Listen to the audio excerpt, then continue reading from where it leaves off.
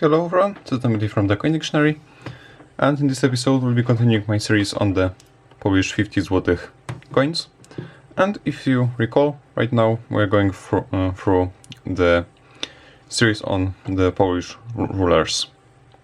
So in this episode we'll be focusing on this coin, commemorating the Polish King Bolesław II Śmiały. Aside from the usual stuff on this channel, such as the mintages, data about the coin and such, I will of course also talk about the historical context behind this figure and the history.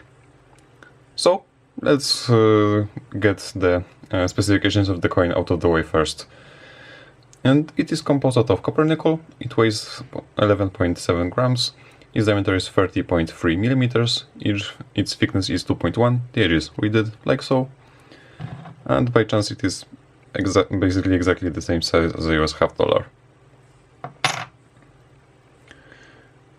On the obverse, which is this side, however, most people over here consider it to be the back of the coin actually. There's the Polish coat of arms with the crown on the eagle missing, as was usual during this period, and the date spread out, the mint mark right here, the denomination 50 zł, short for Złotych, and the name of the country, Polska Rzeczpospolita Ludowa or People's Republic of Poland, round. On the reverse, or the front of the coin, as most people would consider it over here, there is a depiction of the King Bolesław II Śmiały and the dates of his beginning and end of rule, 1058 to 1079.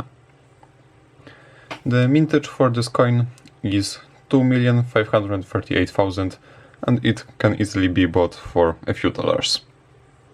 With that out of the way, let's focus on the figure himself. Bolesław II Śmiały succeeded Kazimierz I Odnowiciel, about whom I talked about in the previous episode, so see that for more detail. He has two common nicknames, Śmiały, used here, meaning daring, and Szczodry, meaning generous. Szczodry is perhaps more correct, however, the designers of this coin settled on Śmiały instead. He is well deserving for his name. He was very vehement on foreign politics, made a lot of truces with neighbors, which was important since Poland was still recovering from the crisis I mentioned in the previous video on this series.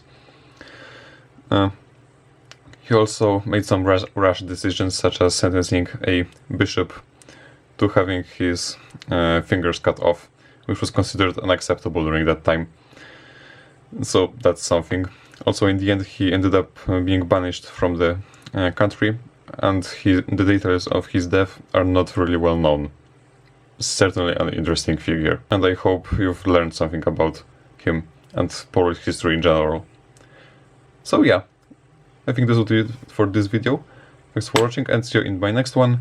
We'll be talking about his successor, Bolesław I Herman. Thanks for watching the video. My name's Christian and I own The Coin Dictionary, and I'd also encourage you to visit us at our website, thecoindictionary.com, and on Instagram at thecoindictionary.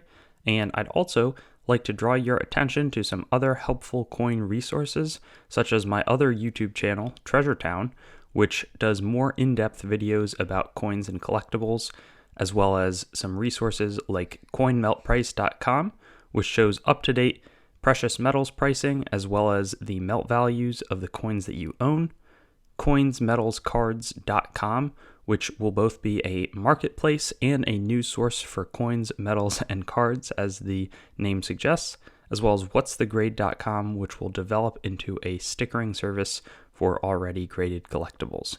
Have a great day, and I hope to see you on some of our other videos.